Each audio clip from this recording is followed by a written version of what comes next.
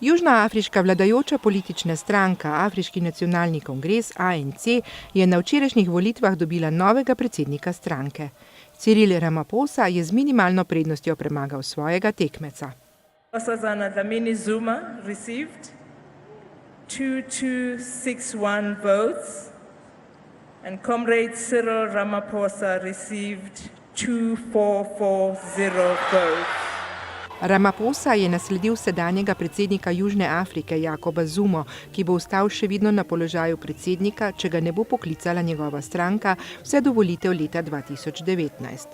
Mnogi državljani so ob zmagi Ramaphose izrazili navdušenje nad to zmago, saj je novi predsednik obljubil, da bo spodbujal program obnove in razvoja, ki se med številnimi političnimi pobudami zavzema za zadovoljevanje osnovnih potreb osiromašenega prebivalstva. We are very ecstatic, like we are happy what we wanted and what we were pushing all along so that our president, Cyril Ramaphosa, can lead the country. Everything is going to change now. The Guptas are running away.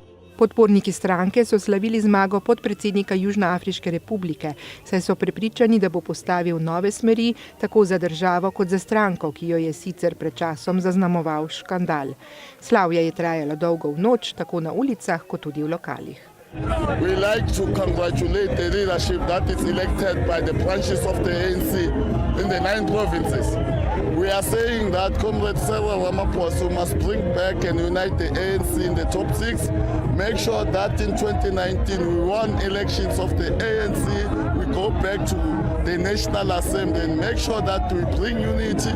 Unity is very important. I don't know, I'm excited, I'm happy, I feel like a lot of things are about to change in a good way and I'm positive, I feel the vibe around myself and that everything is just going to be okay.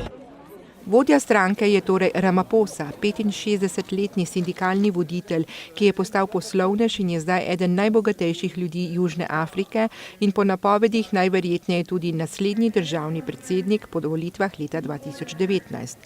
Njegovim podpornikom je poslovni uspeh Ramaphosa zelo primeren za to, da bi preusmeril gospodarstvo, ki se zdaj spopada z 28% brezposelnostjo in nižanjem bonitetnih ocen.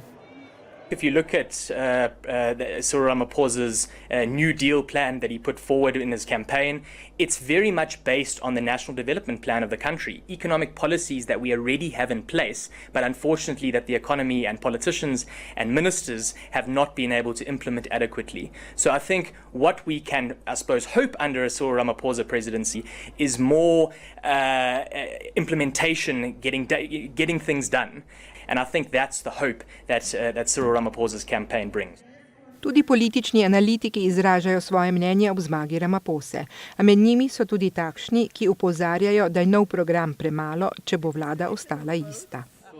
Whoever wins an ANC election becomes an ANC president. The ANC is not the government, it is a political party. So the question here is, do we feel that the government as it stands right now is suddenly going to discover new momentum of facilitating job creation and really boosting the economy? I'm not particularly sure because we are stuck with the same government that we had yesterday for at least the next 18 months. He might, on the ground within the ANC party, then start putting a platform in place, a new manifesto that then says, for the next election, this is how we're going to do things differently. But as far as South Africa is concerned, yesterday will be the same as tomorrow. Tokratno zmago Ramaphose pa pozdravljajo tudi tuji vlagatelji, saj je obljubil, da se bo boril proti korupciji in da bo revitaliziral gospodarstvo.